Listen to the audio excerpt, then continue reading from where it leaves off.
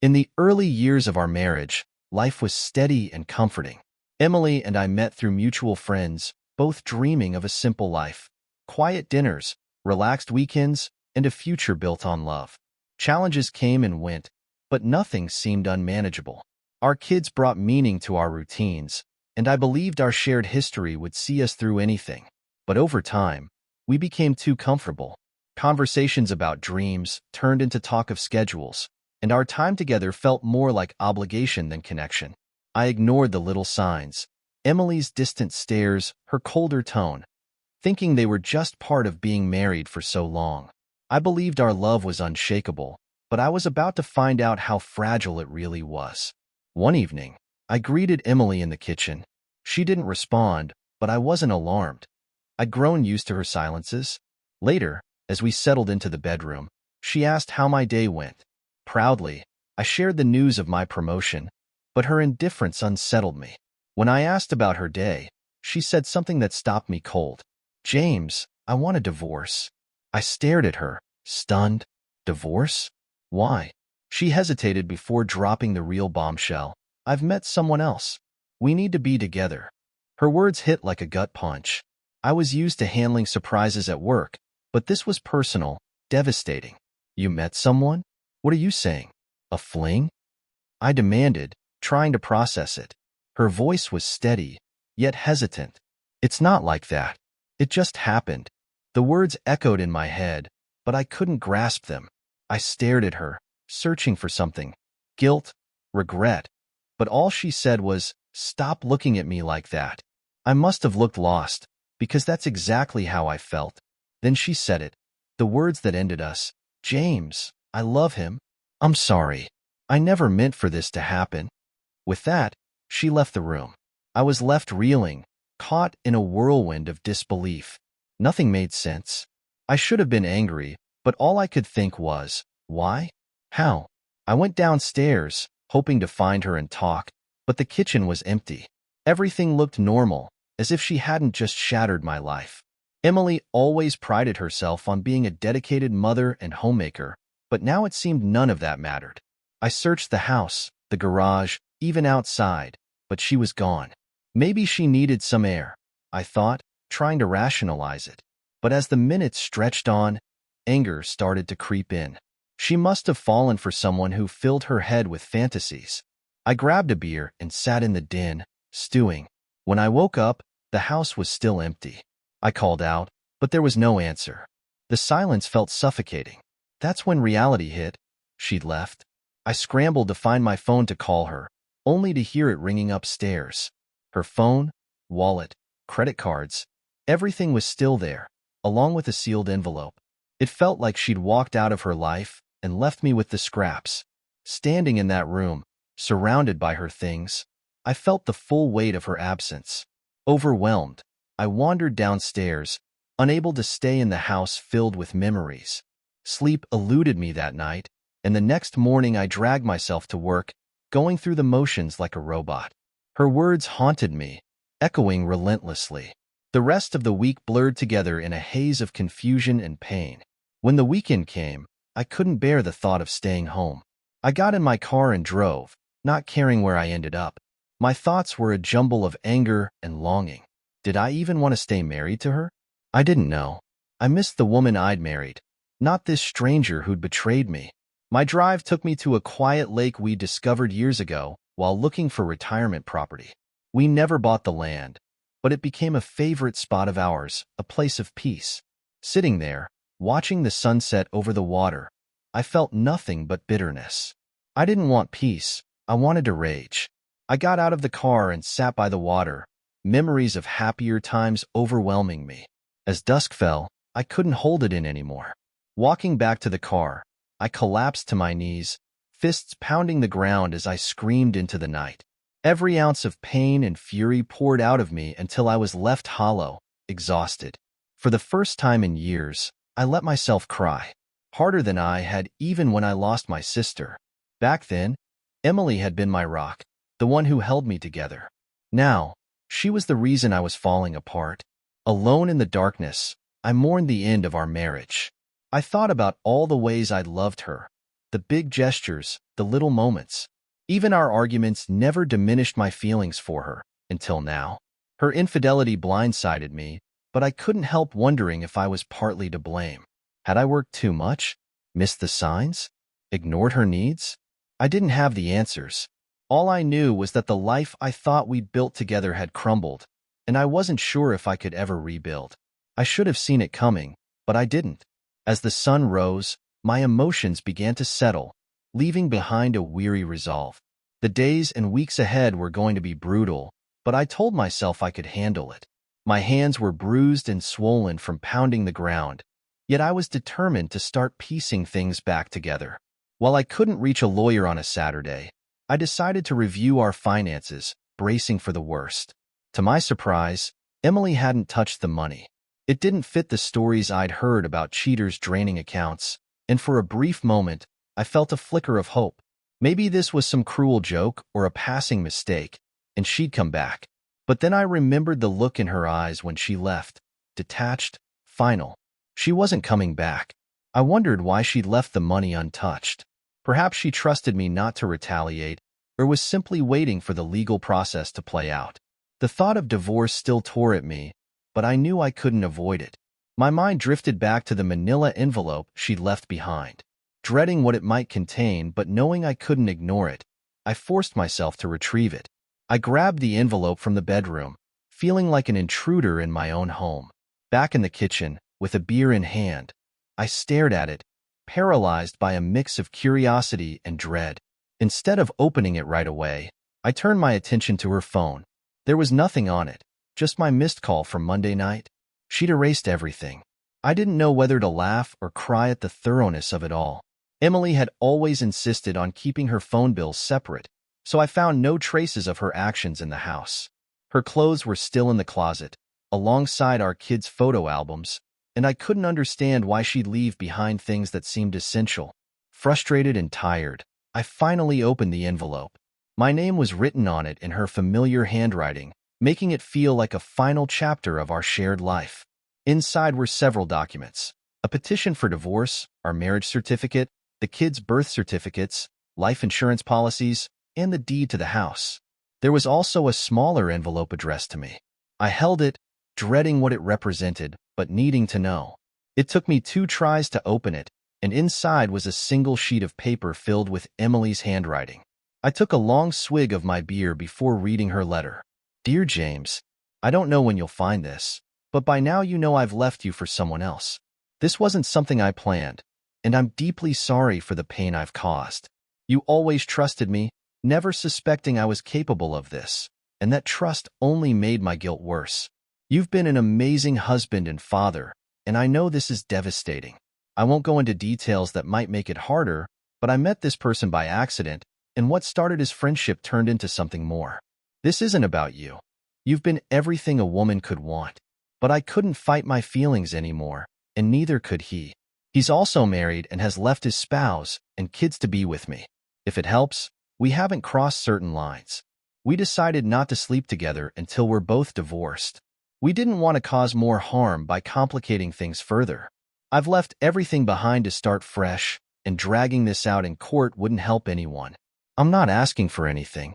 You've worked hard for what we have, and I don't want to take that from you. By the time you read this, I'll have spoken to our kids. They didn't know anything, so please don't hold them accountable. I'm not asking for forgiveness. I know I don't deserve it, but I hope the kids can forgive me someday. I would like to stay in touch with them, though I'll leave that decision up to them. Leaving you wasn't easy. I'm throwing away 22 years with a loving man, and I feel the weight of my betrayal deeply. There were times I thought about telling you, hoping you could stop me, but it's too late now. My feelings have taken over, and I can't change that. I wish you a long and happy life, however you may find it. Please don't try to contact me. We'll be overseas until the divorces are finalized. I've left the name of an attorney, Jack Belgium, who has power of attorney to handle everything. All you need to do is sign the papers. Please don't fight this. It will only prolong the pain. I'll return once the divorce is finalized, but we won't see each other again. I haven't named him to avoid creating more problems. If we ever meet again, I hope it's as friends, but that's your choice. I still love you, James, and I always will. Emily. As I read her words, my vision blurred with tears. I had promised myself I wouldn't cry anymore, but her letter reopened the wounds I thought I'd managed to close. It left me feeling hollow, too drained and shocked to process anything beyond a profound emptiness. I put everything back in the envelope and left it on the kitchen table, staring at it as if it might provide answers. I knew I needed legal advice, and it was a relief to know someone else could shoulder part of this burden. Emily had avoided sharing too many details, but I was skilled at reading between the lines. I knew I'd reread her letter, dissecting it for what she hadn't said. That weekend dragged on in an unbearable haze. Her claim that she hadn't slept with him offered little comfort, and I found myself purging the house of certain reminders. It wasn't much, but it gave me a shred of control in the face of a life that now felt completely out of my hands.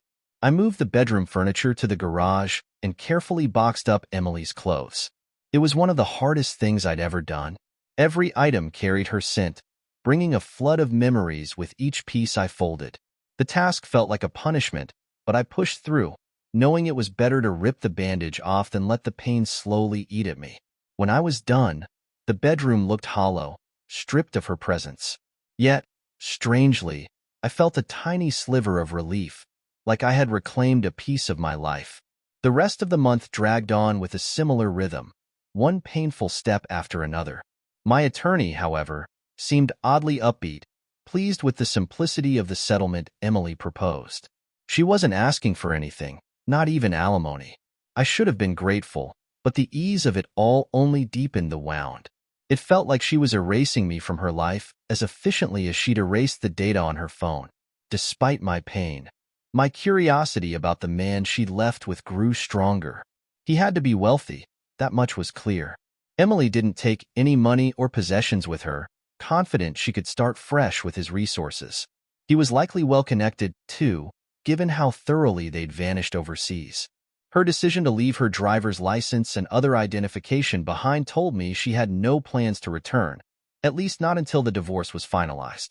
Emily had covered her tracks so well that I suspected she'd had professional help. Yet, according to my neighbors, there hadn't been anything unusual at the house. They did, however, mention that Emily left around 11:30 a.m. each day for the past few weeks. That was my first real clue. Whoever this man was, he had a family of his own, a wife and young children. That, coupled with his wealth, gave me a starting point. The rich are easier to trace than they think. I spent hours researching wealthy men in the state who fit the profile, in their late 30s or early 40s, with wives in the same age range. I narrowed the list to a few possibilities, but finding the exact one would be tricky. The next step was figuring out which wife on my list was suddenly missing a husband. The thought of contacting these women and explaining why I needed to know felt invasive, but it also seemed like the right thing to do. I wasn't seeking revenge, I just wanted answers. It sounds simple in theory, but in practice, it was a frustrating process. Most of the men on my list traveled frequently for business, often spending weeks abroad. That made it harder to pinpoint who had truly left for good. If Emily's lover had briefly returned home before disappearing again, identifying him would be almost impossible. But I kept digging, convinced that the truth was within reach. In my mind, I struggled to believe that Emily and her lover could keep things platonic during a long overseas trip. Even with the best intentions, feelings as intense as theirs wouldn't stay bottled up forever. A glance, a touch, something would inevitably happen. They had time, opportunity, and no one to stop them. It felt like only a matter of time before their connection crossed every line. As I continued my search, I also turned my attention back to the house.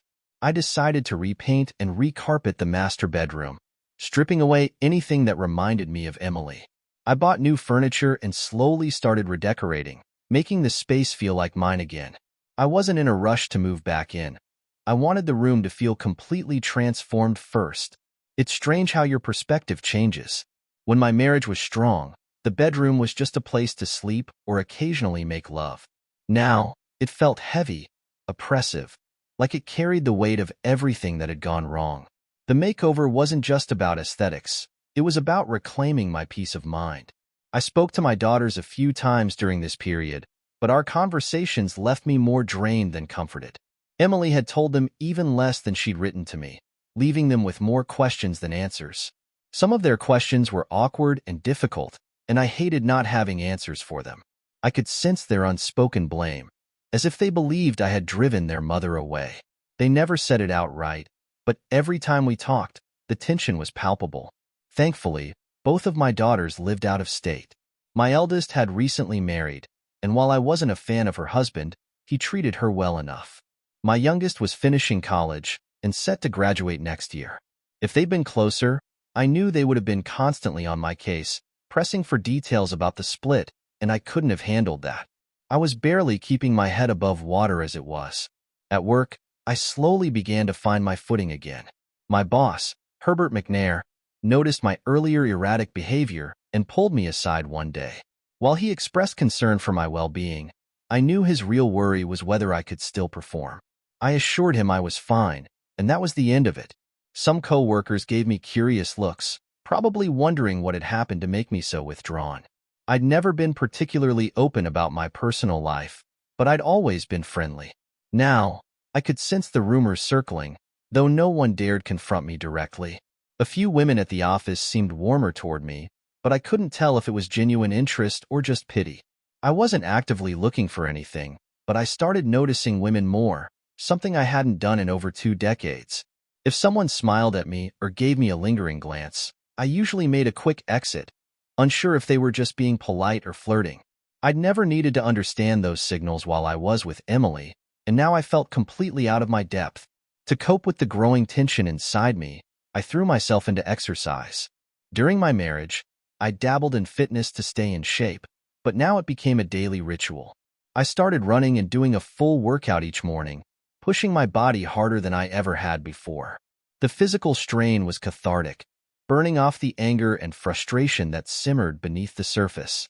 It didn't solve everything, but it helped me feel more in control. I decided to take up cooking to fill the evenings. The internet is full of recipes, many of them healthy and surprisingly tasty, so my culinary skills improved alongside my diet. I started looking forward to preparing meals, finding it therapeutic to chop vegetables or stir a pot of sauce. My weekday evenings settled into a predictable routine: cooking, cleaning, fixing up the house, researching my project to uncover Emily's lover, taking a shower, and finally collapsing into bed. Other than the occasional phone call from family or friends, my life became quiet and free of unpleasant surprises. I think I needed that routine to keep myself grounded and prevent my mind from unraveling. Weekends were harder. The empty hours stretched endlessly, and I was forced to confront the loneliness that gnawed at me. I remembered something my mother used to say: "Idle hands are the devil's workshop." With that in mind, I dove into house repairs, starting with the master bedroom. I'd never been much of a handyman. Emily usually called someone when things needed fixing, but I figured it was time to learn. My early attempts were comically bad, resulting in more messes than solutions. But I kept at it, and over time, I got the hang of it. Oddly enough, it felt good. Repairing things gave me a sense of control when everything else in my life felt broken. This gradual shift didn't happen overnight, but I noticed a change in myself. Instead of drinking myself into a stupor to get through the nights, I worked. Whether it was on the house or my project to uncover the identity of Emily's lover, staying busy eased my pain. By the 4th month, I realized something else surprising. I hated my job. Sales requires more than just a drive to succeed. It demands a deep motivation to push forward year after year. For over 2 decades, my motivation had been to build a stable, secure life for my family. But now, that purpose was gone. I had enough saved to retire early, though I'd have to live more modestly. I thought about pursuing long-forgotten dreams, maybe writing a novel or inventing something unique. But those ideas felt too far-fetched. Instead, I toyed with the idea of starting a small business, selling practical items, though I wasn't sure what that would look like yet. Meanwhile, my attorney continued urging me to sign the divorce papers. He was looking out for my best interests, reminding me that the settlement heavily favored me, but I ignored his advice. I wasn't ready to let go, not until I uncovered who Emily had left me for. My daughters were less forgiving of my hesitation. They didn't want their parents to divorce, but they were starting to understand it was inevitable. They gave me a hard time, more out of their own pain than anything I had done. During all this, I hadn't heard a word from Emily, not directly or through the kids. I assumed her attorney, Jack Belgium, was keeping her informed. My lawyer had tried to track her down, but Belgium remained tight-lipped. This only fueled my resolve to uncover the truth. My attorney mentioned filing an alienation of affection claim as a last-ditch option, though he admitted it was risky and would depend on the judge's discretion. The idea of fighting the divorce was something that both pleased and frustrated him. He stood to make more money, but he also believed I was wasting time. Just sign the papers, he'd say, and walk away with everything. But I couldn't, not yet. By the 6th month, my dissatisfaction with my job became unbearable. I stayed for the steady paycheck, knowing I might need it for future legal battles. To supplement my income, I started day trading, using only what I could afford to lose. At first, I lost more than I made, but after a few weeks, I adjusted and began turning small profits. It wasn't a path to riches, but it gave me something productive to focus on. I also began taking karate classes at the suggestion of a friend. The training brought balance to my life, both physically and mentally, and soon I was attending 6 days a week. I wasn't aiming for a black belt or any particular milestone. I just enjoyed the discipline and the confidence that came with learning self-defense. My routine shifted to include gym workouts in the mornings and karate in the evenings, and I found myself getting into the best shape of my life. On sleepless nights, I'd practice my moves for 15 or 20 minutes, which helped calm my restless mind. Around this time, I rekindled an old interest in firearms. As a paratrooper in the Army, I'd been trained to shoot, but after marrying Emily and having kids, I sold my weapons to focus on family life. Now, with no one to object, I bought a firearm and obtained a concealed carry permit. This decision came after something unsettling happened. About 2 weeks after Emily left, I started noticing small things out of place in the house. At first, it seemed trivial. My keys on the rack in a different order, a book on my nightstand moved, or a bookmark sticking out slightly less than usual. I dismissed it as paranoia, but the feeling that someone had been in my home gnawed at me. To ease my mind, I changed the locks, installed a top-of-the-line alarm system, and set up cameras. I even took home protection courses at the NRA. Living alone after so many years was disorienting, and I knew I might be overreacting, but I didn't want to take any chances. Through all this, I questioned my feelings for Emily. Did I still love her? Or was I just holding on to a memory of what we used to have? Love fades without nurturing, and I knew I'd have to confront that if I ever saw her again. But I also wondered why I couldn't just accept the divorce and move on. The terms were in my favor. Was it my ego refusing to let go? These thoughts didn't bring comfort, so I buried them beneath my routine. I wasn't entirely alone, though. Word of my separation spread at work, and I caught the interest of several female coworkers. As I got into better shape, that attention only increased. I went on a few dates, but nothing worked out. My mind was too preoccupied with Emily and the unanswered questions she'd left behind. I wasn't ready for a serious relationship, and honestly, I wasn't sure if I ever would be.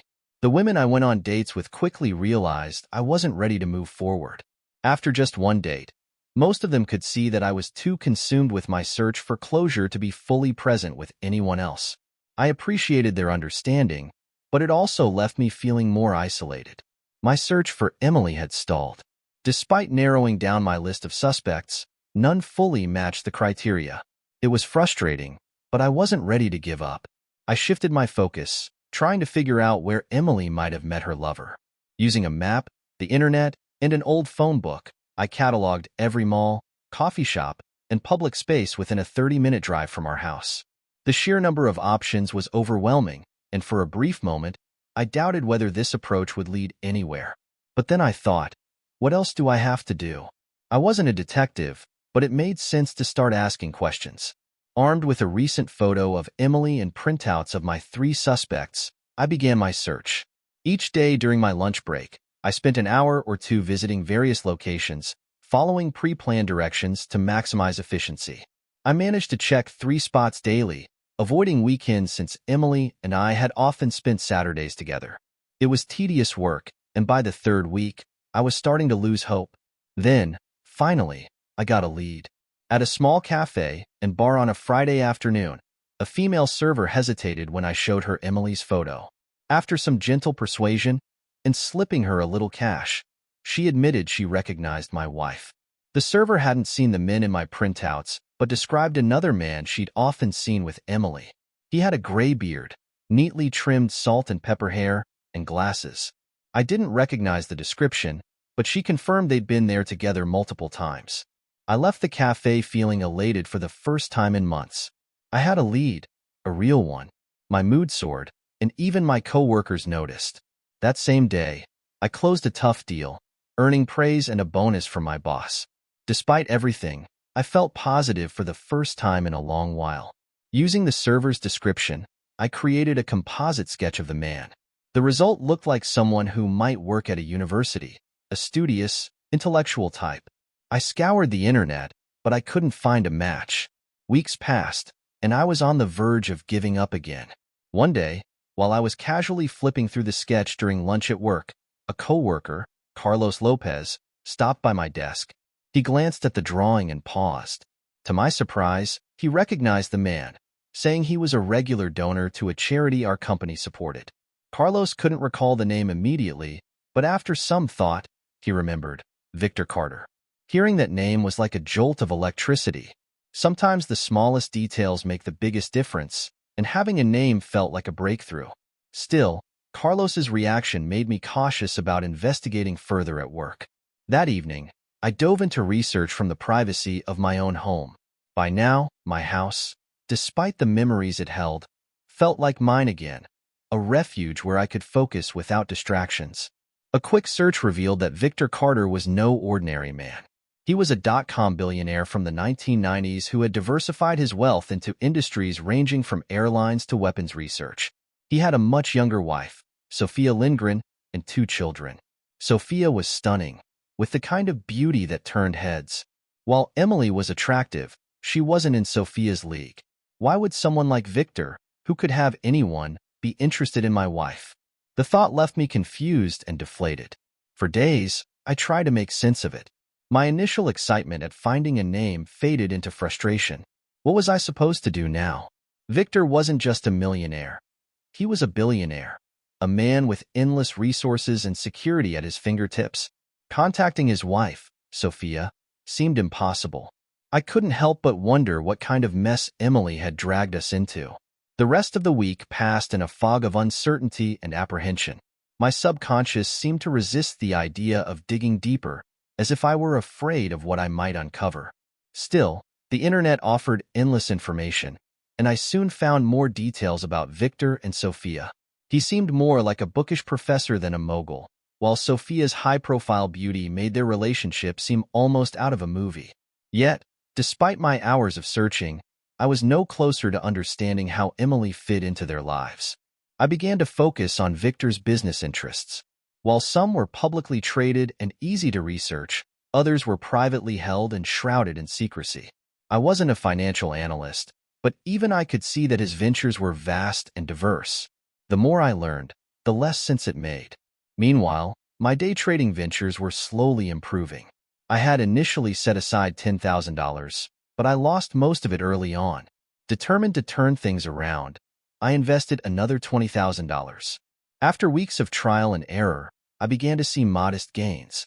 By the time I had poured nearly $40,000 into it, I was finally making consistent profits. It wasn't enough to replace my salary, but it felt good to have something I could control. 6 months after Emily left, I made a drastic decision. I quit my job. My boss and coworkers tried to talk me out of it, but I was resolute. My motivation for staying in sales had vanished with Emily. Between day trading, my savings, and the equity in my mortgage-free house, I had nearly $2 million in assets. It wasn't an infinite cushion, but it was enough to give me breathing room. I needed time to focus on myself, my search, and figuring out what came next. I had $400,000 in my 401k I could tap into if necessary, giving me a solid financial cushion. Still, learning that Emily's lover was a billionaire, not a millionaire, shifted my perspective entirely. The odds of getting close to him seemed nearly impossible. Instead, I turned my focus to his wife, Sophia Lindgren. Unfortunately, there wasn't much information about her. Sophia was notoriously private, leading a reclusive life. There were even rumors of estrangement from her husband, which wasn't surprising given Victor Carter's wealth and apparent lifestyle. I discovered that Victor owned a massive estate in Tuxedo, New York, where Sophia and their children reportedly lived. Oddly, he rarely spent time there. I gathered this information around the time I quit my job, freeing myself from any obligations. With nothing tying me down, I felt ready to take my search to the next level. I packed light, a laptop, a few clothes, my camera, and a full tank of gas, and set out, ready to chase the truth. The only thing holding me back was concern for my daughters, Olivia and Ava. Olivia was married and living out of state, while Ava was finishing college and preparing for a master's program. Both had become pillars of strength for me, though their relationship with Emily's disappearance was fraught with pain. Ava, in particular, took her mother's abandonment hard. At first, she blamed me, lashing out in frustration. But as weeks passed without a word from Emily, her anger turned toward her mother. When Ava began declaring that Emily was dead to her, I didn't stop her. In a twisted way, it felt good to see Emily lose the love of at least one of her daughters. Olivia soon followed suit, venting her own frustrations. By the time I tried to curb their negativity, it was too late. The damage had been done. I understood their pain. They felt as betrayed as I did. If this story seems disjointed, I apologize. My thoughts during that time were scattered, driven by the turmoil of divorce. It felt like a death, and I was cycling through the stages of grief. Denial hit first. I couldn't believe Emily was truly gone. Then came anger and bargaining, where I found myself praying at night, promising to go to church if she would just come back. Depression settled in during the third week and lingered for months. Acceptance was still out of reach. I told myself it would only come after a face-to-face meeting with Emily. At the start of the 7th month, several events shook me out of my inertia. First, my attorney called to ask about the divorce. I hadn't heard from him in months and had assumed everything was finalized since I hadn't signed anything. I was stunned to learn that wasn't the case. The next day, both Olivia and Ava called with startling news. They'd heard from their mother. Ava, already on edge, exploded when Emily called her. It took me 10 minutes just to calm her down enough to talk.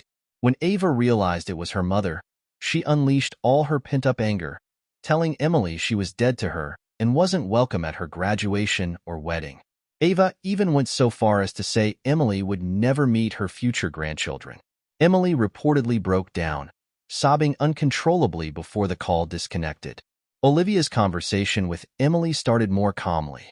She tried to understand where her mother had been and why she left, but Emily evaded her questions. Frustrated, Olivia brought up Victor Carter, revealing that she knew about Emily's affair. Emily audibly gasped, trying to deny it, but Olivia had reached her limit. She accused Emily of ripping out my heart and abandoning her daughters for her lover. Emily dissolved into tears, apologizing and insisting she still loved them before ending the call. Later that night, around 3 a.m., my phone rang, jolting me awake. My heart raced, fearing something had happened to my daughters. After fumbling with the phone, I answered groggily. "Hello?"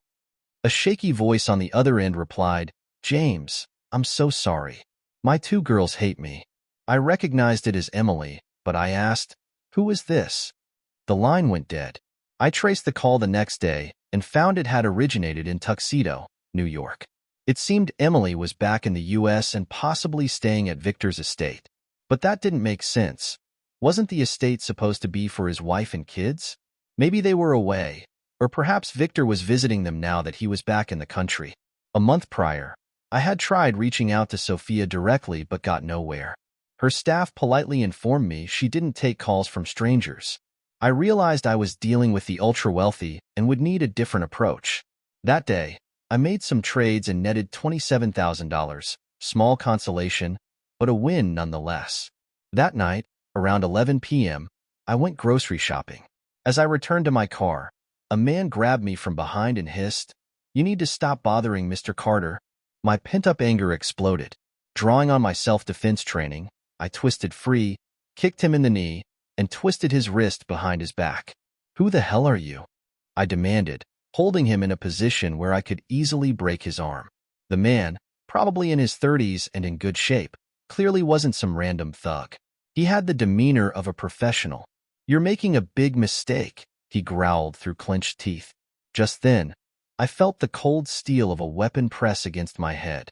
A voice behind me commanded, "Let him go." I didn't panic, keeping my voice steady. "We're at a standoff," I said calmly. "You can shoot me, but I'll still break your friend's arm. People will hear the gunshot, and they might catch you before you get away. Besides," I added, bluffing, "I have a hidden microphone. This entire conversation is being recorded, and if you pull that trigger, it'll tie Victor Carter to a violent assault." After a tense pause, the man with the gun asked, "What do you propose?" "Take 2 steps back and keep your weapon on me," I replied, trying to project calm despite the adrenaline surging through me. "I'll let your friend up, but he'll shield me. Your job was to warn me to stay away from Mr. Carter, and message received. After that, you'll leave. When I feel safe, I'll release your friend." He hesitated, then agreed, saying, "We were only supposed to warn you, not hurt you." Slowly, I lifted the man I'd pinned. His face was a mask of rage, and he looked like he was ready to lunge at me. "I can still cripple you," I warned, locking eyes with him. "But let's not go there." The man holding the gun started walking backward, glancing at me repeatedly as he moved away. When he was about 75 feet out, I released the man I'd been holding and gave him a shove toward his companion. He staggered but regained his balance quickly. Instead of leaving, he turned back to me and spat, "You've been warned. Stay away from Mr. Carter." I pulled out my concealed 9mm and aimed at him. "Tell your boss I don't give a damn about him," I said coldly. "If he wants to keep his secrets, he'd better leave me alone." The man's face turned pale. He clearly hadn't expected me to be armed. For a brief moment, I considered following them to their car, but I realized it wouldn't help. There was no way their vehicle would be traceable to Victor Carter. I needed to regroup. I picked up my groceries, went home, and poured myself a stiff drink, trying to calm my nerves. Sitting at the kitchen table, I began listing everything I knew to piece together a new plan. It was clear now that Victor Carter was the man Emily had left me for. But why? His wife, Sophia, was stunning and, by all accounts, a kind woman. What could Emily possibly offer that Sophia couldn't? Was Sophia's perfection just a facade, or was there something deeper going on? The media hadn't hinted at any issues in their marriage, leaving me more confused than ever. It dawned on me that the threats might have been triggered by my daughter Olivia mentioning Victor's name to Emily, or perhaps by my call to Sophia. That connection had clearly rattled someone in Victor's circle. For a moment, I wondered if Emily's sudden departure and complete erasure of her old life might mean she was in witness protection. But that theory didn't hold water. If it were true, wouldn't she have taken the girls? Besides, the men I encountered tonight were far too sloppy to be federal agents. They didn't operate like professionals. They operated like hired muscle. The confrontation raised 2 glaring questions. Why did Victor Carter want me to stay away from Emily? And why had Emily left without even attempting to discuss her decision with me? My mind drifted to Emily's life before we were married. She had been 26 when we tied the knot and worked as a bookkeeper. She lived with her parents until their tragic death in a house fire, after which she moved into her own apartment. Much of her personal history was lost in that fire. The more I thought about it, the more I realized how little I actually knew about her past. One detail that began to nag at me was her cell phone. Emily had always insisted on keeping a separate account, even though we could have saved money with a family plan. Her phone bill was sent directly to her, and I never saw any statements. It had seemed innocuous at the time, but in hindsight, it felt like a red flag I had ignored. Around the time I learned about Victor Carter and the Stahl divorce, I devised a plan to get copies of her phone records. I arranged a meeting with Emily's divorce lawyer under the pretense of discussing the final settlement. During the meeting, I reviewed all the paperwork laid out on the conference table. Discreetly, I snapped photos of the general power of attorney Emily had given her lawyer. Back home, I edited the document to make it look as though I had the authority. It wouldn't withstand close scrutiny, but I was confident it would work for my purposes. When I presented the altered document at the cell phone provider's store, They asked for Emily's password. I remembered seeing her enter it once, a combination of our daughter's birth dates. Miraculously, it worked.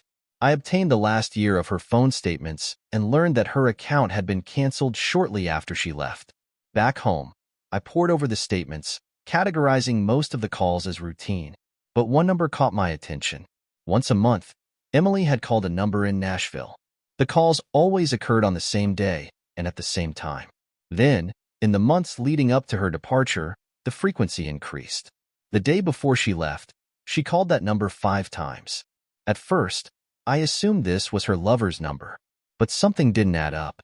If the affair had started recently, why had she been calling this number monthly for 8 months before she supposedly met Victor?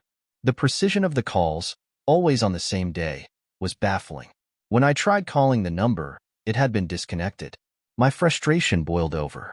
I had hoped the phone bills would provide clarity, but instead, they left me with more questions. After the parking lot confrontation, I knew I had to explore the one lead I'd been avoiding: the estate in Tuxedo, New York. I packed my car with essentials and made the 13-hour drive. My plan was vague, and the uncertainty gnawed at me. I debated whether to bring my weapon, knowing New York's strict gun laws didn't recognize my concealed carry permit. Ultimately, I left it hidden in my car, aware of the risks but unwilling to be completely unarmed. When I arrived in Tuxedo, I checked into a modest motel. The drive had been exhausting, but I couldn't sleep. My thoughts raced as I tried to formulate a plan. The next day, I would begin exploring the estate, cautiously and with as much tact as I could muster.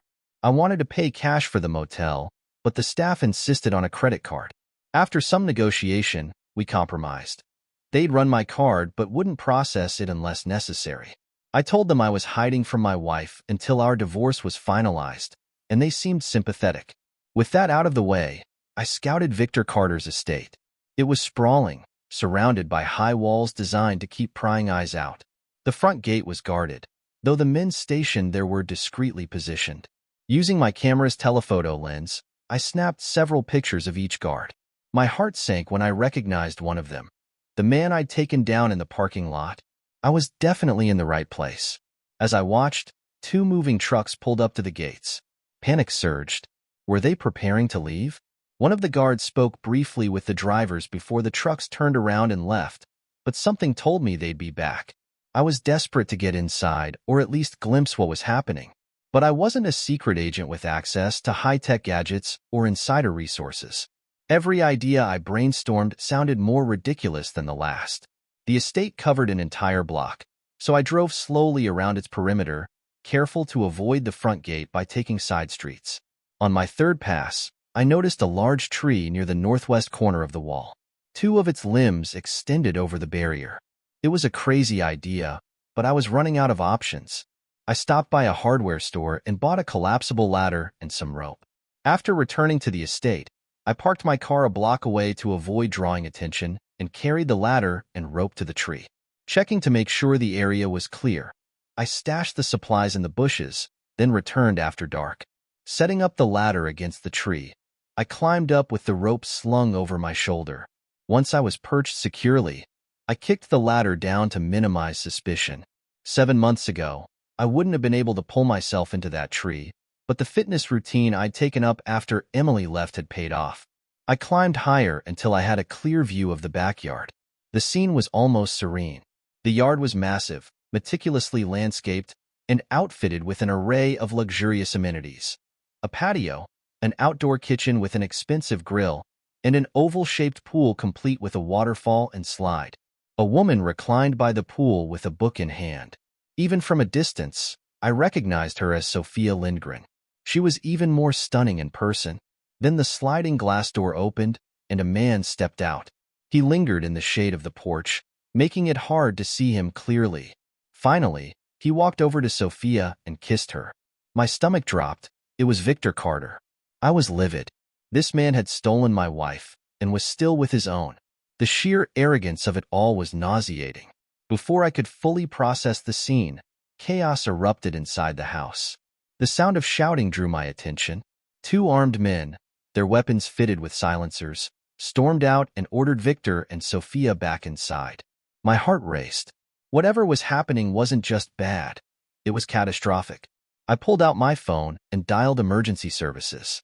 There's been a shooting, I told the operator, my voice steady despite the fear coursing through me.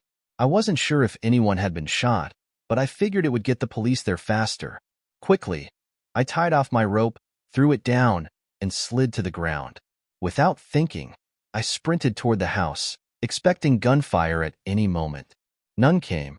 Reaching the sliding glass door, I found it still open. I slipped inside quietly and followed the muffled voices to a spacious living room. Peeking inside, I saw 7 people. 4 of them were strangers, but the other 3 made my heart sink. Emily, Sophia, and Victor. Emily sat on the couch between Sophia and her husband. A short, heavy-set man stood in front of them, a cruel smile on his face as he aimed his weapon. "Please, Leo," Victor pleaded. "Let the women go. I'm the one who took the money. I can get it back and more." Leo chuckled darkly. "It's not about the money anymore. It's about honor. You stole from us, and that woman got my brother Tony sent to prison for 20 years. I froze as Leo pointed his gun at Emily. "Leo, she didn't do it." "I did," Sophia said, her voice steady despite the danger. "I used her computer to send all the information to the government. She had nothing to do with it." "All the information?" Leo sneered. "It doesn't matter. She knows too much, and I'm not leaving any loose ends." Sophia opened her mouth to respond, but Victor interrupted. "Since you're going to kill us anyway, can I ask a few questions?" "Why not?" Leo replied with a smirk. "I've got time. I sent one of my men to confirm something." "What's that?" Victor asked. Leo's smile widened. "I was surprised when you and your bookkeeper showed up last night. We've been watching this place for weeks, figuring your wife would lead us to you. But you came back. There must be something here you wanted that she couldn't get." As if on cue, another man entered the room. "You were right, Leo," he said, grinning. "I found his safe hidden in the floor." "I thought so," Leo said, turning back to Victor. "Your mistake was loving your wife too much. You should have trusted her with the combination. Not that it would have mattered. We would have followed her anyway, and she would have led us to you." Victor sighed, looking sadly at Sophia before addressing Leo. "Why go after Emily? She was just a bookkeeper." "Your personal bookkeeper," Leo corrected. "You treated her more like a daughter than an employee. I figured she knew where your money was and how to access it. I also thought she'd know every property you owned, giving us places to search." Sophia frowned. "How did you find out we informed on your brother?" Leo smirked. "It took years and a lot of money for our hackers to trace it back to you. I have to hand it to you, though. You were clever. Even your husband didn't know at first. And this whole Victor Carter identity was smart. Plastic surgery, new names, and re-emerging as billionaires. It was brilliant. But not brilliant enough. But most of that wealth is just a facade, isn't it?" Leo sneered. "It was clever. I knew you didn't steal $1 billion. What was it? 40? 50 million? 78 million, Victor corrected, his voice steady despite the tension. Leo raised an eyebrow. "That much? Impressive. But you were always the smart one, Jacob. That's why my brother brought you in.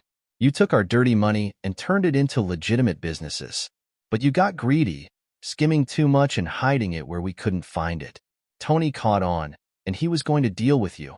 Until your wife ratted him out to the feds." Victor's face darkened, but he said nothing. "I was thrown off for a while," Leo continued, pacing. "But eventually I tracked down your bookkeeper. The plan was simple. Grab her and her family, torture them one by one until she gave you up. But then she disappeared. That's when I knew there was a mole in my organization." Emily stiffened as Leo sneered. "Didn't take long to figure out it was Chloe. We eliminated her." "Chloe's dead?" Victor asked, his voice cracking. "She is," Leo said flatly. "She tried to escape, jumped out a second-story window, died on impact." He shrugged. "After that, it didn't make sense to grab her family without knowing where she was. So we tapped their phones. Months later, we pieced together your real name and found this location. If you knew we were here, why didn't you take us last night?" Victor asked. Leo chuckled. "I outsmarted myself. I blocked your new IDs from being delivered, planning to replace the moving van drivers with my men. But when you sent the vans away, I realized you wouldn't wait long. So here we are. Leo's voice turned icy. Enough talk. I need the combination to the safe. Give it to me, or I'll start with the bookkeeper, then your wife, and finally you. Worst case, I'll cut the damn thing open. Listening from the shadows, everything clicked. My anger, fear, and confusion gave way to a grim determination. I knew I had one shot to stop this.